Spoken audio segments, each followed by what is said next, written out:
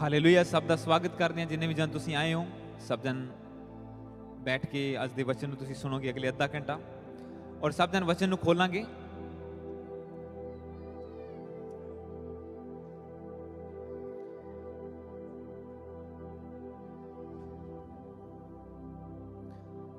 Last Sunday तुसी testimony ने सुनिया, सबने आपने गवाही को सुना जो लास्ट संडे दी गई, वो पावरफुल परमेश्वर की महिमा के लिए टेस्टिमनी। हालेलुया, कितना बड़ा काम परमेश्वर ने किया। तो उसी से मैं वचन को कंटिन्यू करूंगा जो आपने लास्ट संडे सुना कि कैसे एक ड्रीम, एक विजन, एक सपना एक बंदे को कहां से कहां लेके जा सकता है। तो लास्ट संडे जब मैं घर गया और अभी फास्टिंग का टाइम मेरा बचा था और मैं प्रेयर रूम में लेट गया और परमेश्वर का आत्मा मुझे वो वचनों को बताने लगा और मैं लिखता गया एक के बाद एक, एक के बाद एक। और वही sermon आज मैं आपको देने जा रहा हूं जो क्लियरली परमेश्वर के आत्मा ने आज देने के लिए दिया है। हालेलुया।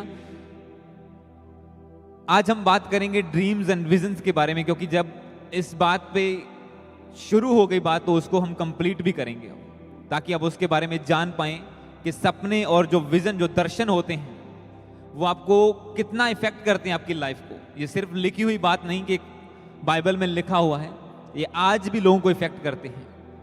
वो एक ड्रीम की ही टेस्टिमनी थी जो आपने सुनी कि एक सपना आया और उसके बाद हालात कहां से कहां चले गए। एक वचन को हम पढ़ेंगे, Joel 2:28, book of Joel chapter 2 verse 28 को।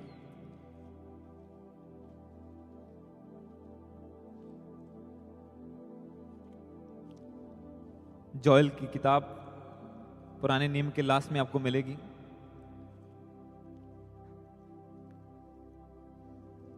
1788 पेज नंबर जिसके पास ये बाइबल है, जो मेरे पास है, इंग्लिश और हिंदी वाली।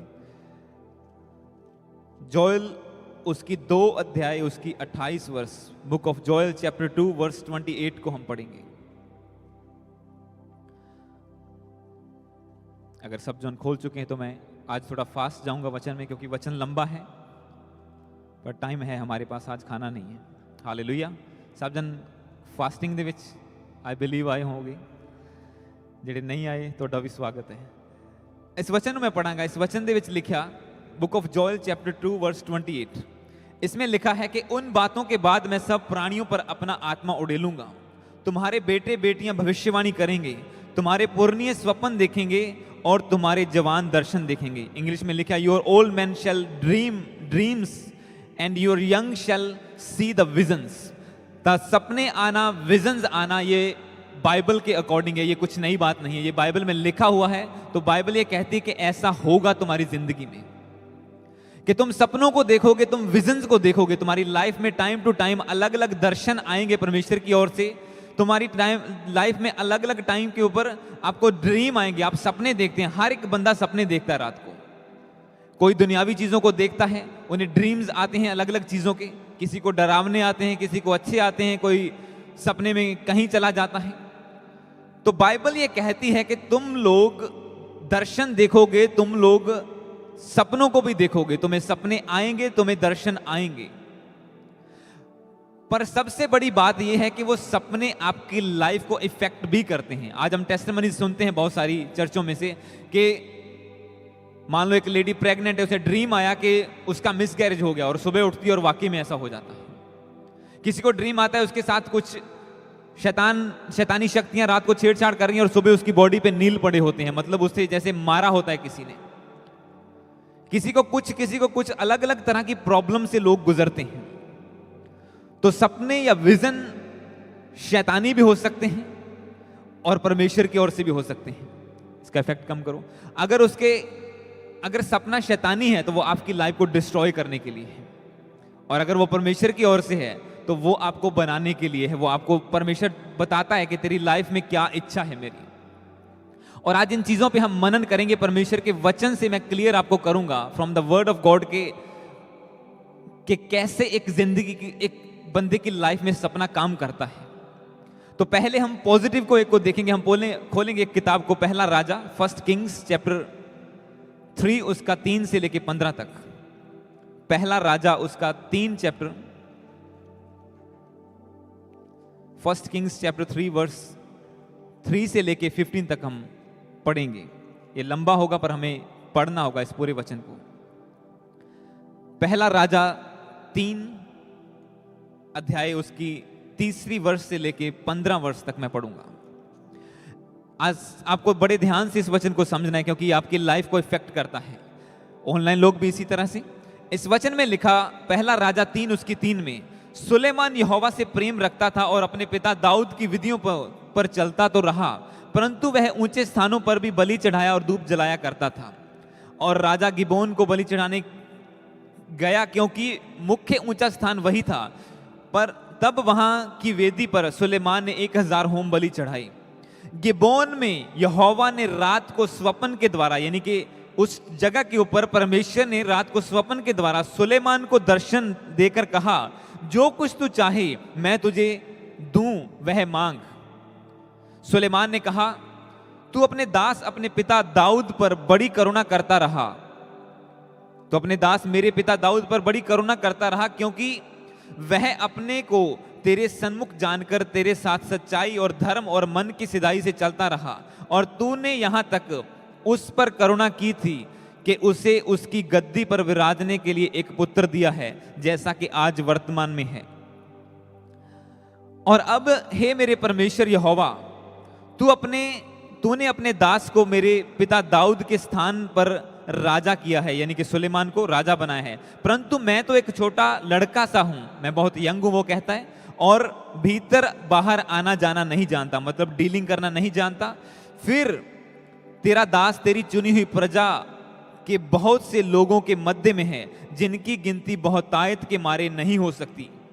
तू अपने दास को अपनी प्रजा का न्याय करने के लिए समझने की ऐसी शक्ति दे कि मैं भले बुरे की परख कर सकूं, क्योंकि कौन सा है कि तेरी इन बड़ी प्रजा को का न्याय कर सके। इस बात से प्रभु प्रसन्न हुआ, खुश हुआ कि सुलेमान ने ऐसा वरदान मांगा है।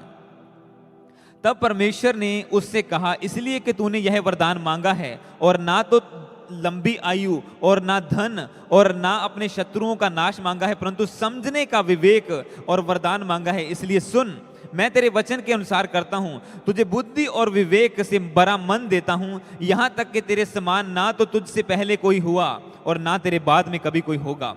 फिर जो तूने नहीं मांगा, अर्थात धन और महिमा, वह भी मैं तुझको यहां तक देता हूं कि तेरे जीवन भर कोई राजा तेरे तुल्य ना होगा। हालेलुया। इसी के साथ मैं एक वचन को और पढ़ूंगा, इसके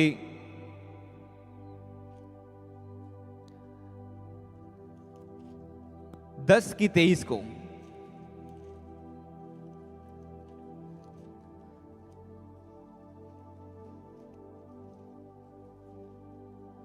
पहला राजा 10 उसकी 23 को हम पढ़ेंगे। इसमें लिखा, इस प्रकार राजा सुलेमान धन और बुद्धि में पृथ्वी के सब राजाओं से बढ़कर हो गया। हालेलुया। ये रिजल्ट है उस ड्रीम का। हुआ क्या देखो, यहां पे लिखा है कि राजा सुलेमान धन में और बुद्धि में उसके पास इतनी समझ थी कि वचन में लिखा कि नोबडी वाज लाइक हिम, उसके जैसा राजा कोई भी नहीं था। उसके बाद उसके जैसा राजा, उसके जैसा बुद्धिमान और अमीर पूरी धरती के ऊपर परमेश्वर ने कहा, ना तो तेरे जैसा बुद्धिमान कोई है ना कभी होगा। और इसके साथ साथ जो तूने नहीं मांगा मैं तुझे वो भी देता हूं। जो धन तूने नहीं मांगा, तूने लालच नहीं किया कि परमेश्वर मुझे इतना धन दे कि मेरे जैसा अमीर कोई ना हो, पर उन्होंने कहा तूने अच्छी चीज मांगी है, पर मेरी इच्छा है मैं तुझे धन भी दूं, महिमा भी दूं, तेरे जैसा ना तो कोई था ना होगा। और वाकई वो वचन 10 की 23 में पूरा हुआ। इसमें लिखा, इस प्रकार राजा सुलेमान धन में और बुद्धि में पृथ्वी के सारे राजाओं से बढ़कर हो गया। इंग्लिश में लिखा, thus the king Solomon excelled all kings on the earth in riches and in wisdom। पर इसकी शुरुआत कहां से हुई? इसकी शुरुआत हुई जब सुलेमान ने एक स्वप्न देखा। वो सो रहा था, वो सोया और परमेश्वर ने उसे दर्शन दिया। उसे सपने में परमेश्वर का दर्शन आया कि प्रभु मेरे सामने खड़ा है। जैसे हम प्रकाशित वाक्य को वो रेडियो प्रोग्राम में मनन कर रहे हैं कि यूहन्ना के सामने प्रभु का दर्शन आया और यूहन्ना सब कुछ लिखने लगा। इसी तरह से सुलेमान के सामने प्रभु का दर्शन आया और उसने कहा कि तू क्या मांगता है कि मैं तुझे क्या दूं? उसने कहा, परमेश्वर तेरे दास मेरे पिता को तूने बहुत बढ़ाया। हमारी प्रजा इतनी बढ़ चुकी है कि हमारे पास गिनती के बाहर हो चुके हैं लोग, पर इतने लोग अपने अपने केस लेके आते हैं और मैं तो अभी यंग हूं, मैं लड़का सा हूं, मेरे पास बुद्धि नहीं है कि मैं इनका न्याय कर सकूं। और प्रभु ने कहा मैं तुझे बुद्धि दूंगा और इतनी दूंगा कि उतनी किसी के पास आज के बाद नहीं होगी और ना कभी थी। और जब आप बीच में वचनों को पढ़ते हो तो वचन में लिखा दूसरे राजा, दूसरे लोग, दूसरे देशों से लोग सुलेमान से बातें सुनने के लिए आते थे कि ये कैसी बुद्धि भरी, विजडम भरी बातें करता है। इतना माइंड उसका डेवलप हो चुका था, शार्प हो चुका था। एक सपने ने उसको इतने लेवल पर ले गया कि उसके जैसा धरती के ऊपर बाइबल में लिखा कोई भी राजा नहीं था, ना तो उतना अमीर ना उतना बुद्धिमान था। किसके द्वारा हुआ? एक सपने के द्वारा हुआ। एक विजन उसने देखा। वो उठ के वो सोच सकता था कि कोई बात नहीं, सपना ही है, और भूल जाता और कुछ भी ना करता। मैं अगर आप पीछे आए तो उसी के साथ एक वचन को और पढ़ूंगा, वो अभी ऐड कर रहा हूं। अगर आप 3 चैप्टर में दोबारा आएंगे, तीसरे चैप्टर में हमने 13 तक पढ़ा है। 15 में लिखा हुआ है, पहला राजा 3 उसकी 15 में, तब सुलेमान जाग उठा। मतलब वो सपना देख रहा था, सपने में परमेश्वर से बातें कर रहा था, प्रभु ने उसे ब्लेस कर दिया। तब सुलेमान जाग उठा और देखा कि स्वप्न था। फिर वह यरूशलेम को गया और यहोवा की वाचा के संदूक के सामने खड़ा होकर होम बलि और मेल बलि चढ़ाए और अपने सारे कर्मचारियों के लिए भोज भी किया। अगर वो सोचता कि सिर्फ सपना ही है यार, इतना थोड़ी कोई बंदा ब्लेस हो सकता है, इतना थोड़ी दौलत मिल सकती है रातों रात, ऐसे थोड़ी बंदा विजडम में बढ़ सकता है, तो वो कोई एक्शन ना लेता। पर उसे बिलीव हो गया कि परमेश्वर ने मुझे दर्शन दिया है, और इसीलिए वो गया और उसने परमेश्वर के सामने बलिदान चढ़ाए कि मेरा सपना पूरा हो, जो प्रभु ने मुझे दर्शन दिया है। तो मैं आपको क्या बताना चाहता हूं, विजन, जो सपना, जो दर्शन आपको परमेश्वर देता है, कभी अपने आप पूरा नहीं होगा। वो कभी भी अपने आप पूरा नहीं होगा। आपको एक्शन लेना पड़ेगा उसके लिए, आपको कुछ एक्टिविटी करनी पड़ेगी। अगर परमेश्वर की ओर से आपको दर्शन आया है कि हाँ तू एक दिन पास्टर बनेगा, हाँ तू एक दिन वर्शिपर बनेगी, हाँ तेरा एक बड़ा बिजनेस होगा, और आप बैठ जाएं कि हाँ प्रभु ने कह दिया अब अपने आप हो जाना है। अब उससे भी स्वप्न आया, पर वचन में लिखा जैसे वो उठा वो यरूशलेम को गया, परमेश्वर के भवन में गया और सैक्रिफाइस किया वहां पे जाके कि परमेश्वर जो तूने दिखाया मेरी लाइफ में वो पूरा हो। और जब कुछ चैप्टर आगे जाते हैं, 10 चैप्टर की 23 में लिखा कि सुलेमान के जैसा बुद्धिमान ना तो कोई था, ना वो कोई होगा उसके जैसा, और उसके जितना धन किसी के पास नहीं था। उसके राज्य में सोना ऐसे था, बाइबल में लिखा चांदी ऐसी थी जैसे लकड़ियों का मोल हो, जैसे लकड़ियां पड़ी रहती हैं ऐसे चांदी पड़ी रहती थी। इतना पावरफुल राजा था वो। एक सपने ने उसे कहां से कहां पहुंचा दिया, पर उसके ऊपर एक्शन लेना। और क्रिश्चियन सोचते हैं कि हम सोए सोए, प्रभु ने वचन में सब कुछ लिख दिया है कि प्रभु तेरे वचन में लिखा तू हमें ब्लेस करेगा, तू आशीष देगा, तू आकाश खोल देगा, ऐसा हमारी लाइफ में हो जाए।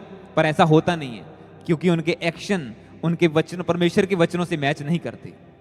जब परमेश्वर का दर्शन उसे आया तो उसके एक्शन, उसकी जो हाथों के काम थे वो उससे मैच किए कि उसने इतना बलिदान। और अगर आप इसकी 4 वर्ष को फिर दोबारा पढ़ोगे तो 3 की 4 को, इसी 3 चैप्टर की, इसमें लिखा और राजा गिबोन को बलि चढ़ाने गया क्योंकि मुख्य ऊंचा स्थान वही था, और वहां की वेदी पर सुलेमान ने 1000 होम बलि चढ़ाई। सपना आने से पहले भी वो परमेश्वर के भवन में अपनी भेंट को चढ़ा रहा था, और सपना आने के बाद भी वो भेंट को चढ़ा रहा था, और इसीलिए वो उसकी लाइफ में पूरा हुआ और वो दुनिया का सबसे अमीर और सबसे बुद्धिमान राजा बन गया। एक सपना। और आज अगर एक क्रिश्चियन को सपना आ जाए तो वो सुबह उठ के कोई परवाह नहीं होती कि मैं प्रार्थना ही करूं। आज आपको कुछ नहीं करना, बलियां नहीं चढ़ानी, आपको सिर्फ उठ के प्रार्थना करनी कि प्रभु जो तूने विजन दिया है इसमें बता मैं क्या करूं, मैं क्या एक्शन लूं इसके लिए। पर वो एक्शन कोई नहीं लेता और सोचते हैं कि अपने आप सब कुछ पूरा हो जाएगा। मैं आपको दूसरा इसका पहलू भी बताता हूं। बुक ऑफ डैनियल चैप्टर 2, दानियल उसका 2, उसकी 1 वर्ष से लेके 6 तक हम पढ़ेंगे। Book of Daniel chapter 2 verse 1 से लेके 6 तक। डैनियल 2, और इसमें मैं ज्यादा वचन को पढ़ूंगा। डैनियल उसका 2, उसकी 1 से 6 तक, फिर 17 वर्ष को, फिर 36 से लेके 38 वर्ष को पढ़ेंगे हम उसी चैप्टर की। Daniel chapter 2 verse 1 to 6, verse 17 and 36 to 38। Daniel 2 उसकी 1 में लिखा,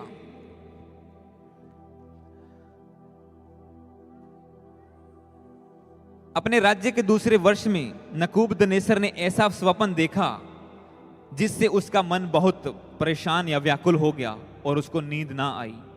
तब राजा ने आज्ञा दी कि ज्योतिषियों, तंत्री, टोने, कसदी बुलाए जाएं और वे राजा का स्वप्न बताएं। इसलिए वे आए और राजा के सामने हाजिर हुए। तब राजा ने उनसे कहा, मैंने एक स्वप्न देखा है और मेरा मन बहुत परेशान है, मैं स्वप्न को कैसे समझूं? तब कसदियों ने राजा से अरामी भाषा में यानी कि अरामिक लैंग्वेज में कहा, हे राजा, तू चिरंजीव रहे, अपने दासों को स्वप्न बता और हम उसका फल बताएंगे। राजा ने कसदियों को उत्तर दिया, मैं आज्ञा दे चुका हूं कि यदि तुम फल समेत स्वप्न को ना बताओगे तो तुम टुकड़े टुकड़े किए जाओगे और तुम्हारे घर फुकवा दिए जाएंगे। यदि तुम फल समेत स्वप्न को बता दो तो मुझसे भांति भांति के दान और भारी प्रतिष्ठा पाओगे, इसलिए तुम मुझे फल समेत स्वप्न बताओ। ये राजा थोड़ा ढीठ था। राजा को एक सपना आया, नबूकदनेस्सर जो राजा था, वचन में लिखा जैसे उसे सपना आया वो बहुत परेशान हो गया। He was upset in the morning. और जैसे वो परेशान हुआ उसने कहा कि बुलाओ तांत्रियों को, ये इन लोगों को बुलाओ जो हाथों की लकीरें देख के लोगों का भविष्य बताते हैं, कि मेरा सपना बताएं। और इसमें मेन पॉइंट क्या था? वो कहते ठीक है, तुझे स्वप्न का मतलब क्या है हम बता देते हैं, तेरा जो तूने ड्रीम देखा है, पर हमें सपना बता के आया है। और राजा कहता है नहीं, सपना भी तुम बताओगे कि मैंने क्या देखा रात को, और उसका हल भी तुम बताओगे। और सब लोग अपने हाथ खड़े कर गए। जब आप आगे पढ़ते हैं पूरी डिटेल में तो उसमें लिखा कि उन्होंने कहा कि ऐसा तो कभी नहीं हुआ धरती के ऊपर कि कोई बंदा किसी ने क्या सपना देखा है वो बता दे और उसका रिजल्ट भी बता दे। पर उसने कहा कि अगर ऐसा नहीं करोगे तो मैं तुम्हें जान से मरवा दूंगा। अगर तुमने रिजल्ट बता दिया मैं तुम्हें धन दूंगा, तुम्हें ऊंचा करूंगा, तुम्हारे लेवल को बढ़ाऊंगा, तुम खुशहाल रहोगे। पर वो सब लोग हाथ खड़े कर गए क्योंकि ये किसी के बस की बात नहीं थी। अब जब हम 17 को पढ़ते हैं, इसमें लिखा, तब दानियल ने अपने घर जाकर अपने संगी हनन्याह, मिशाएल और अजर्याह से कहा, को यह हाल बताकर कहा, इस भेद के विषय में स्वर्ग के परमेश्वर की दया के लिए यह कहकर प्रार्थना करो कि बेबीलोन के सब पंडितों के संग दानियल और उसके संगी भी नष्ट ना किए जाएं। और इसी के साथ जब मैं 36 से लेकर 38 को पढ़ूंगा, इसी वर्ष 36 और 38 को, इसमें लिखा, स्वप्न तो यूं ही हुआ और हम उसका फल राजा को समझा देते हैं। हे राजा, तू जो महा राजाधिराज है, तू सबसे बड़ा राजा है, क्योंकि स्वर्ग के परमेश्वर ने तुझको राज्य, सामर्थ, शक्ति और महिमा दी है। और जहां कहीं मनुष्य पाए जाते हैं, जहां कहीं लोग रहते हैं, वहां उसने उन सबों को और मैदान के जीव जंतु और आकाश के पक्षी भी तेरे वश में कर दिए हैं और तुझको उन सब का अधिकारी ठहराया है। यह सोने का सिर तू ही है। जब आप इस वचन को पढ़ रहे हैं तो परमेश्वर का जो दास दानियल था, जो परमेश्वर का भय मानता था, जब राजा को सपना आया तो दानियल को बुलाया गया। जब सब लोग हाथ खड़े कर गए कि हम नहीं बता सकते, भी ऐसा तो हो ही नहीं सकता कि कोई किसी का सपना बताए और हम उसका हल बताएं और सपना भी बताएं कि तूने क्या देखा है, तो दानियल को बुलाया गया। क्योंकि दानियल कौन था? वचन में लिखा कि उसमें परमेश्वर का आत्मा रहता था, वो दर्शन देखने वाला इंसान था। हमने पहला वचन क्या पढ़ा कि तुम्हारे जवान दर्शन देखेंगे, तुम्हारे पुरनिये स्वप्न देखेंगे। और जब राजा को सपना आया और दानियल को बुलाया गया तो दानियल ने क्या किया? दानियल ने कहा अपने लोगों से, जो उसकी मंडली थी 3-4 लोग, वो कहते कि मिलके प्रार्थना करो कि परमेश्वर हमें भी बचाए और बाकी लोगों को भी बचाए राजा के क्रोध से, क्योंकि उसने आज्ञा दे दी कि अगर मेरे सपने का रिजल्ट किसी ने नहीं बताया तो मैं उसे नाश कर दूंगा। और उन्होंने जब परमेश्वर के सामने प्रार्थना की तो परमेश्वर ने उसका भेद दानियल के ऊपर प्रकट किया। अब हम पूरा चैप्टर नहीं पढ़ सकते, पर उसके ऊपर प्रकट हुआ और डैनियल ने कहा कि तेरा सपना भी ये है। जब 36 को पढ़ते हैं, स्वप्न तो यूं ही हुआ, उससे पहले उसने सारा कुछ बता दिया कि राजा तूने ऐसे ऐसे सपना देखा है, एक बड़ी मूर्ति है, उसका सिर सोने का है, उसकी छाती पीतल की है, चांदी की है, और उसके जांग पीतल की है, और नीचे चांदी है, और नीचे मिट्टी है, लोहा है। उसने सब कुछ बता दिया कि तूने सपना ये देखा है और उसका रिजल्ट यही है। उसका रिजल्ट ये है कि तू सबसे सुप्रीम, तुझे परमेश्वर ने ये दिखाया है, जो तूने सोने का सर देखा है मूर्ति का सपने में, इसका मतलब कि परमेश्वर ने तुझे धरती के सब राजाओं के ऊपर बड़ा ठहरा दिया है, तू सर है इस पूरी धरती का। अब नबूकदनेस्सर जी पंप ले गए, वो हवा में आ गए, और उसने किया क्या? उसने परमेश्वर के वचन के उलट काम किया।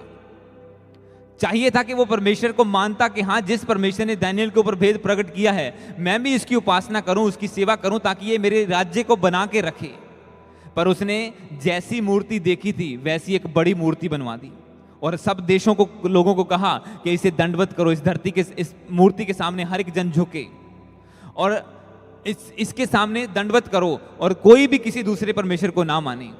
पर डैनियल और शद्रक और अबेदनगो और मेशक, और वो परमेश्वर का भय मानने वाले थे, उन्हीं के ऊपर परमेश्वर ने प्रकट किया था, और वो मूर्ति के सामने नहीं झुके।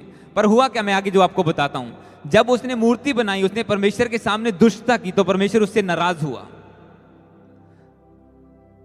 उसने जब मूर्ति बना दी और कहा कि तुम किसी परमेश्वर, सच्चे परमेश्वर को नहीं मानोगे, इस मूर्ति के सामने झुकोगे, तो परमेश्वर उससे नाराज हुआ। और उसके बाद क्या हुआ, हम आगे वचन को पढ़ते हैं। दानियेल 4 उसकी 13 से लेकर 16 तक हम पढ़ेंगे। मैं आपको पूरी स्टोरी बना के इसकी रेवलेशन में लेके जाऊंगा। दानियेल 4 उसकी 13 से लेकर 16 तक, इसमें लिखा, फिर दूसरी बार परमेश्वर ने उस राजा को, जब उसने मूर्ति बनाई, परमेश्वर उससे नाराज हुआ, फिर दर्शन दिया।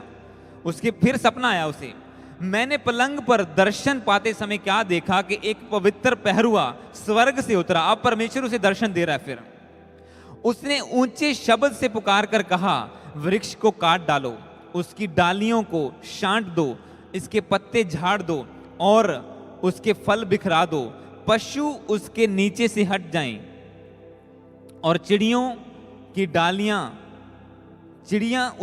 उसकी डालियों पर से उड़ जाएं, तो भी उसके ठूंठ को, यानी कि उसकी को जड़ समेत भूमि में छोड़ दो। उसको लोहे और पीतल के बंधन में बांधकर मैदान की हरी घास के बीच रहने दो। वह आकाश की ओस से भीगा करे और भूमि की घास खाने में मैदान के पशुओं के संग भागी हो। उसका मन बदले और मनुष्य का ना रहे, परंतु पशु का सा बन जाए और उस पर 7 काल बीते।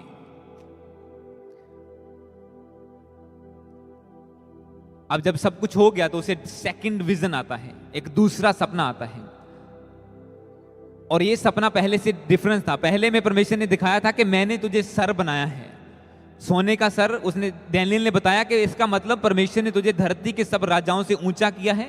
जहां कहीं धरती पर लोग रहते हैं, सब तेरे अधीन कर दिए परमेश्वर ने। तू सबसे बड़ा राजा धरती के ऊपर उस टाइम का। और जब वो ढीठ हुआ, उसने मूर्ति बनाई, परमेश्वर को तुच्छ जाना, तो परमेश्वर ने सेकंड विजन दिया। सेकंड विजन में उसकी डिस्ट्रक्शन थी। जब इस विजन को उसने देखा, अगर इसकी 25 और 26 को हम पढ़ें तो 24 और 25 को, दूसरे विजन का मतलब क्या था? हे राजा, इसका फल जो परम प्रधान ने ठान लिया है कि राजा पर घटे, वह यह है कि तू मनुष्यों के बीच में से निकाला जाएगा और मैदान के पशुओं के संग रहेगा। तू बैलों के समान घास चरेगा और आकाश की ओस से भीगा करेगा। और 7 काल, 7 युग तुझ पर बीतेंगे, जब तक कि तू ना जान ले कि मनुष्यों के राज्य में परम प्रधान और प्रभुता करता है और जिसे चाहे वह उसे दे देता है। और मैं इसी के साथ पढ़ूंगा 29 से लेके, इसी के आगे भी पढ़ दूंगा 29 और 30 को, 29 से 33 तक। तब हुआ क्या, 12 महीने के बीतने पर जब वह बेबीलोन के राजभवन की छत पर टहल रहा था, तब वह कहने लगा, क्या यह बड़ा बेबीलोन, यानी कि बड़ा नगर, बड़ा देश मैंने नहीं, जिसे मैंने ही अपने ही बल और सामर्थ्य से राज निवास होने को और अपने प्रताप की बढ़ाई के लिए बसाया है। यह वचन राजा के मुंह से निकलने भी ना पाया था कि आकाशवाणी हुई, हे राजा नबूकदनेस्सर, तेरे विषय में यह आज्ञा निकलती है कि राज्य तेरे हाथ से निकल गया है और तू मनुष्यों के बीच से निकाला जाएगा, मैदान में के पशुओं के संग रहेगा और बैलों के समान घास चरेगा, और 7 काल तुझ पर बीतेंगे जब कि तू ना जान ले कि परम प्रधान मनुष्यों के राज्य में प्रभुता करता है और जिसे चाहे उसे दे देता है। उसी घड़ी वह वचन नबूकदनेस्सर के विषय में पूरा हुआ और वह मनुष्यों के बीच में से निकाला गया और बैलों के समान घास चरने लगा और उसकी देह आकाश की ओर से भीगती थी, यहाँ तक कि उसके बाल उकाब पक्षियों के परों से और उसके नाखून चिड़ियों के पंजों के समान बढ़ गए थे। हालेलुया, जोर से बोलो हालेलुया। तो जगोना पैंदा थोड़ा जा।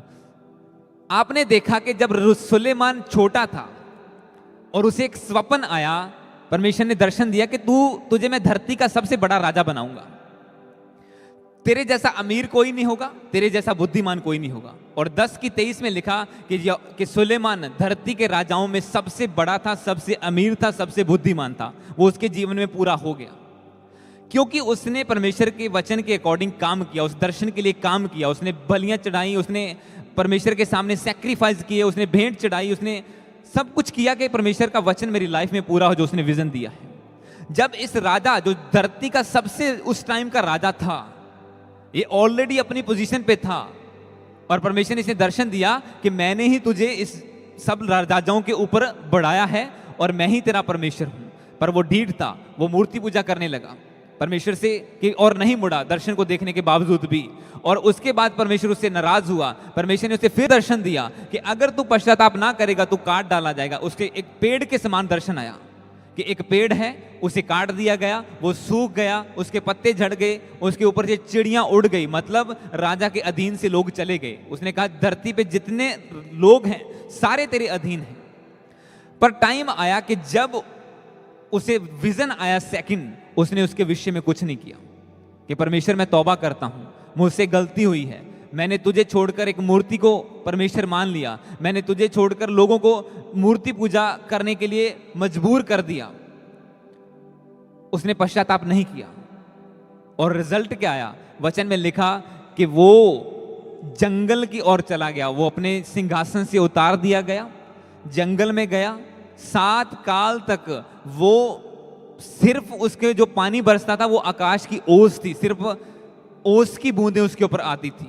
उसके नाखून बढ़ गए, उसकी अकल जो कहता था कि हाँ, इसे क्या हुआ, घमंड आया कि ये जो बड़ा राज्य है क्या मैंने अपनी ताकत से नहीं बनाया, परमेश्वर को महिमा नहीं दी।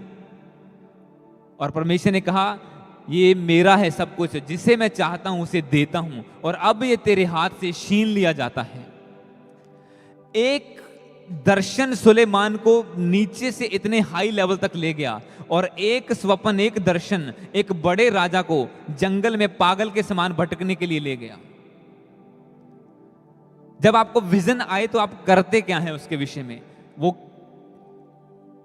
और सीक्रेट बात जो मैं आपको बताता हूं, जब आपको परमेश्वर की ओर से दर्शन आता है, अगर आप उसके विषय में काम नहीं करते वो पूरा नहीं होगा। जब शैतान की ओर से सपना आता है, आप उसके अगेंस्ट फाइट नहीं करते, वो पूरा हो जाएगा। ये दोनों अलग अलग चीजें हैं। परमेश्वर के द्वारा दिया गया दर्शन अपने आप पूरा नहीं होगा, शैतान के द्वारा आया गया विजन या सपना वो पूरा हो जाएगा अगर आप उसके लिए प्रार्थना नहीं करेंगे तो। और दूसरा पूरा नहीं होगा जब तक आप प्रेयर नहीं करेंगे। दोनों की अलग अलग बात है, क्योंकि शैतान आता है उजाड़ने के लिए, घात करने के लिए, मारने के लिए बाइबल कहती है। परमेश्वर आता है जीवन देने के लिए, तुम्हें बढ़ाने के लिए, तुम्हारी हदों को बढ़ाने के लिए। जब मैं स्टार्टिंग कर रहे थे हम लोग चर्च की, तो एक दिन मुझे सपना आया रात को, और मैंने क्या देखा कि मैं और मेरी वाइफ हम लोग जा रहे हैं एक रास्ते से, पहाड़ों के ऊपर से जा रहे हैं, एक पहाड़ी रास्ते हम लोग जा रहे हैं ऐसे खाली मैदान में, और जाते जाते एक कमरा मिला हमें, और कमरे के बीच में से रास्ता जाता था, बिल्कुल एक दरवाजा, 2 दरवाजे थे उसके, और जैसे बीच में से हम गुजरे वो कमरा बिल्कुल खाली था। और जब हम पूरे एंड पे पहुंच गए तो एक पहाड़ की चोटी थी दिखी, और उस पहाड़ की चोटी पर जब हम पहुंच गए वहां से सिर्फ बादल दिखते थे। ये एक विजन था, सपना था। बादल दिखते थे और कुछ नहीं था, और उसके बाद पहाड़ भी खत्म हो गया, उसके आगे सिर्फ गिरना था। और हम लोग वहां से, एक आवाज आई कि यहां से वापस चलो। और जब हम पहाड़ पे चढ़ के वापस आए और फिर से वो रास्ता वापस आया उसी जो रूम था उसके बीच में से, तो वहां पे बहुत सारी भेड़ें थी, इतनी भेड़ें थी कि वहां से गुजरना मुश्किल हो रहा था। और जब मैंने परमेश्वर से प्रार्थना की, प्रभु इसका मतलब क्या है, तो प्रभु ने कहा कि तुम्हें प्रेयर माउंटेन बनाना होगा अपनी लाइफ को, एक प्रार्थना में के स्तर को ऊंचा करना होगा, एक माउंटेन की तरह। जितनी प्रेयर तुम्हारी जब ऊंची जाएगी, अब तुम्हारा चर्च खाली है, तुम 4 जन हो, 6 जन हो, पर जब तुम प्रेयर को बढ़ाओगे एक माउंटेन लेवल के ऊपर, जब तुम पीछे देखोगे तो वो चर्च भर चुका होगा। हालेलुया। और उसके बाद हमने प्रेयर को बढ़ाया और लोग जुड़ने शुरू हुए, और आज आप देख सकते हैं हम 4 से 40 हो चुके हैं, और इसी को परमेश्वर 400 और 4000 भी लेके जाएगा यीशु मसीह के नाम में। हालेलुया। क्योंकि वो पूरा करने वाला परमेश्वर है, वो सब कुछ पूरा करने वाला परमेश्वर है। जब आप एक्शन नहीं लेंगे, आप सोचो, मैं सोचता ठीक है प्रभु ने पता ही नहीं किया दर्शन है, आपको प्रभु से पूछना होता है कि प्रभु इसका मतलब क्या है, मुझे बता। वो आपको बचाना चाहता है। उसने एक दुष्ट राजा को स्वप्न दर्शन दिया, किसके लिए? वो चाहता था ये पश्चाताप करे और मैं इसके राज्य को स्थिर रखूं, पर वो उल्टा कर गया सब कुछ। एक लास्ट वचन को हम पढ़ेंगे, 2 कुरिन्थियों 10 उसकी 3 से 5।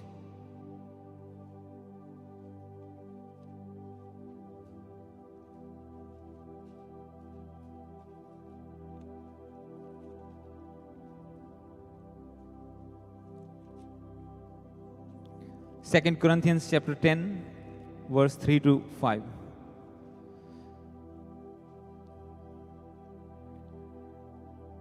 अब हम बात करेंगे कि जब हमें सपन, और इस वचन को पढ़ने से पहले जो मैं आपको बताना चाहता हूं, अब हम बात करेंगे कि जो विजन्स हमें आते हैं, जो सपने आते हैं या दर्शन आते हैं, क्योंकि लास्ट संडे आपने एक टेस्टिमनी को सुना, अभी जो मैंने आपको बताया है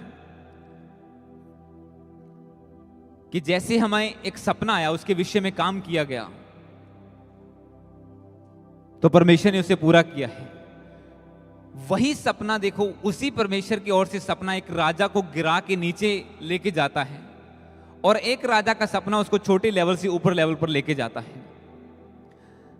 आपने लास्ट संडे टेस्टिमनी को सुना होगा, उसे मैं थोड़ा सा ब्रीफ में फिर आपको बताता हूं। जो सिस्टर अमन की टेस्टिमनी को आपने सुना कि लास्ट मंडे उनके साथ क्या हुआ, ये मंडे नहीं, उससे पिछले मंडे, कि जब वो संडे उन्होंने ड्रीम देखा कि उन्हें लगा कि उनकी हार्ट बीट रुक रही है, और रुकते रुकते इतनी रुक गई कि वो 0 हो गई और सब कुछ खत्म हो गया। उन्हें संडे मॉर्निंग को ड्रीम आता है, और मंडे मॉर्निंग को सेम अटैक उनके ऊपर होता है कि उनकी हार्ट बीट तेज होती है, और इतना हालत खराब हुई कि उन्हें हॉस्पिटल जाना पड़ा।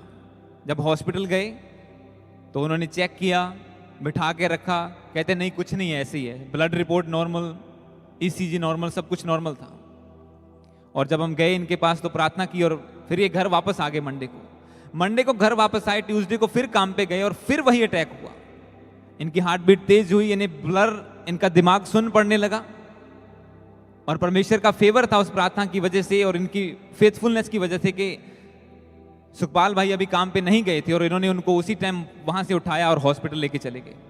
जब हॉस्पिटल लेके गए, उन्होंने कहा हालत खराब है, मिडिल मोर रेफर कर दिया। एम्बुलेंस में जा रहे थे, मिडिल मोर पहुंचे, और वहां पे जब इन्होंने मंडे को वहां पे पहुंचे, ट्यूसडे को वहां पे पहुंचे, तो क्या हुआ कि वो अटैक अगेन दोबारा जब हुआ था, तो जब हॉस्पिटल में गए तो हार्ट बीट इनकी बहुत फास्ट थी, और उन्हें भी समझ नहीं आ रहा था क्या प्रॉब्लम है।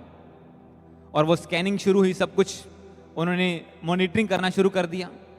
और जब ट्यूसडे इवनिंग को, मंगलवार शाम को जब हम इनके पास गए, तो उन्होंने कहा कि हमारा सर भारी है, हार्ट बीट तेज होती है, इतनी तेज हो जाती है कि इन्हें जब सोते थे तो खुद जाग आ जाती थी, इतनी हार्ट बीट तेज हो जाती थी। और जब इनके लिए ट्यूसडे इवनिंग को प्रार्थना हुई, तो वो ये पूरी रात अच्छी तरह सो पाए। उसके बाद वो सब कुछ, उनकी हार्ट बीट उसके बाद कभी ऊपर नहीं हुई, पर सर का भारीपन अभी भी था, और डॉक्टर को समझ नहीं आ रही थी क्या करें। तो इनके लिए लगातार प्रार्थना में गए, प्रार्थना हुई, और हुआ क्या, वीरवार को इनका सिटी स्कैन हुआ, उनका देखते हैं कि इनका सर क्यों भारी है, और जैसे सिटी स्कैन की रिपोर्ट आई फ्राइडे मॉर्निंग को, तो इनका हमें फोन आया कि डॉक्टर ने बताया कि इन्हें ब्रेन स्ट्रोक हुआ है। ब्रेन स्ट्रोक मतलब कि एक बंदे का ब्रेन काम करना बंद कर देता है, वो शट डाउन हो जाता है, धीरे धीरे वो उस लेवल पे चला जाता है। वो स्टार्टिंग थोड़ी होती है, उसका शरीर रुक सकता है एक पूरा साइड। और इनके लक्षण वही थे, सिम्टम वही थे कि ब्रेन से यहाँ से पेन जाती थी, जैसे हार्ट अटैक ब्रेन स्ट्रोक वाले, पूरा 100% वो था। और उन्होंने जब रिपोर्ट की, सिटी स्कैन की, तो उसमें क्लियरली दिख रहा था कि यहाँ पे ब्रेन स्ट्रोक है इनके। और जैसे ही वो ब्रेन स्ट्रोक इन्हें हुआ तो डॉक्टर ने बताया, तो ये बहुत परेशान और रो रहे थे। और जैसे हम इनके पास, फिर उसी वक्त काम छोड़ा, और मेरी वाइफ भी उस दिन, क्योंकि जब आप फेथफुल हैं प्रभु के साथ, प्रभु आपके लिए रास्ता पहले तैयार, उसने कहा अगर मुसीबत आएगी वो रास्ता पहले तैयार होगा तुम्हारे लिए। तो इनकी भी छुट्टी थी, मेरी वाइफ की, काम से, और मैं तो किसी भी वक्त जा सकता था, और मैंने भी काम से टाइम ऑफ लिया, और हम दोनों हॉस्पिटल उसी वक्त चले गए सुबह सुबह।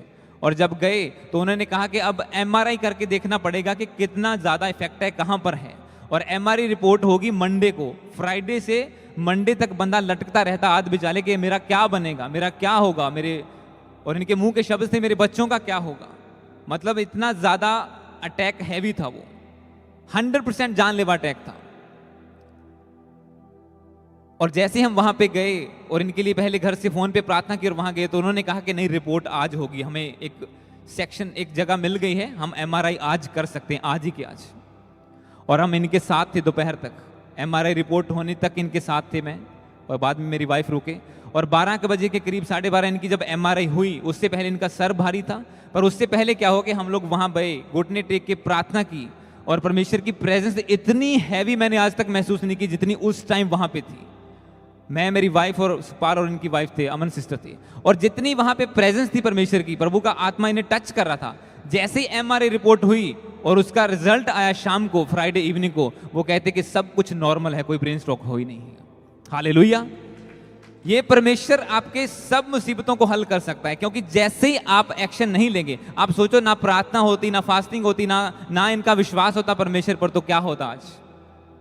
पर प्रार्थना की वजह से एक्शन लिया गया उसके खिलाफ कि शैतान तेरी हिम्मत कैसे हुई हमारे बंदों को छूने की, और जैसे ही एक्शन लिया गया, प्रेयर हुई, वो सारा अटैक कैंसिल हो गया। अब एक राजा की कुर्सी से नीचे गिरा दिया गया, और पशुओं के समान घास खा रहा है वो, उसके नाखून बढ़ रहे हैं, जंगल में रह रहा है एक राजा के सिंहासन पर बैठने वाला, धरती का सबसे बड़ा राजा। क्यों? जो अटैक हुआ, जो विजन आया, उसके विषय में कोई काम नहीं किया। अगर आप काम नहीं करेंगे तो शैतान तो काम करेगा करेगा। फिर स्पेशली जब मैंने आपको बताया आज हम क्यों 3 दिन की फास्टिंग प्रेयर में गए, टीम आज पूरी चार्ज है, क्योंकि कल इन्हें वो अनॉइंटिंग मिली है हेवन से जो इन्होंने पहले कभी महसूस नहीं की। क्योंकि हर बार जब टीम मीटिंग होती है वो अनॉइंटिंग का लेवल अलग होता है, वो बैठना वहां पे मुश्किल होता है, खड़े होना मुश्किल होता है, इतनी परमेश्वर की प्रेजेंस वहां पे होती है।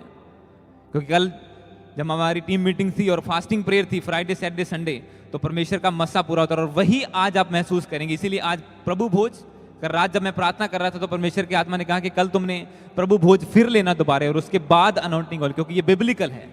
जब वो हीलिंग छुटकारा देते थे तो वो पहले एक लहू को लगाते थे बंदे के ऊपर, और फिर तेल से उसे अनॉइंट करते थे, और वो बंदा हील हो जाता था।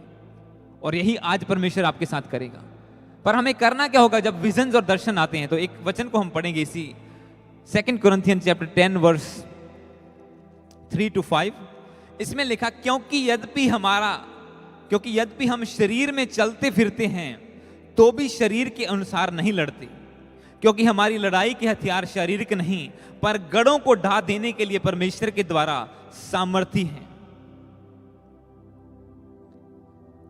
इसलिए हम कल्पनाओं को और हर एक ऊंची बात को जो परमेश्वर की पहचान के विरोध में उठती है उसका खंडन करते हैं, और हर एक भावना को कैद करके मसीह का आज्ञाकारी बना देते हैं।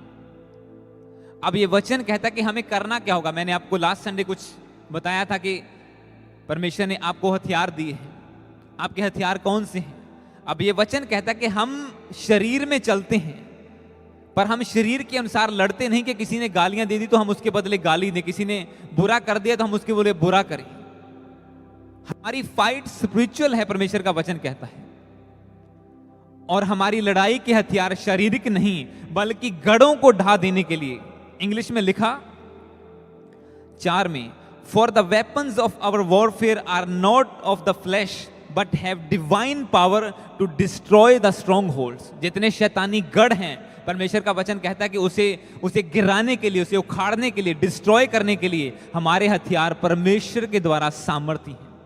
ये मिसाइल नहीं है, परमाणु बम नहीं है। ये आपके हथियार कौन से हैं? प्रार्थना, फास्टिंग, जब प्रेयर से बात नहीं करे, फास्टिंग में जाना, रोजे रखना, ड्राई फास्टिंग करना, और परमेश्वर उन गढ़ों को उखाड़ देता है फिर जो आपकी जिंदगी में काम करना चाहते हैं। मैं काफी टाइम से प्रीचिंग कर रहा हूं और हमेशा क्या होता था कि सुबह सुबह गले में कुछ प्रॉब्लम आनी, और मैंने कभी गर्म पानी पी के, कभी कुछ करके, कभी कुछ करके, और मैंने प्रीचिंग का करना, अपने गले को सेट रखना।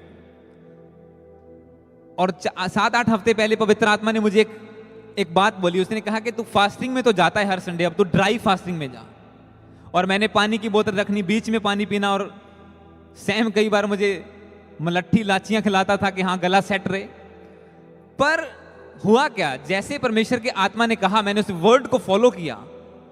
उस दिन से लेके मैं सुबह एक पानी की घूंट तक नहीं पीता, और इतनी प्रीचिंग और फायर प्रेयर और सब कुछ चलता है, और गला एक सेकंड के लिए भी नहीं रुकता। हालेलुया।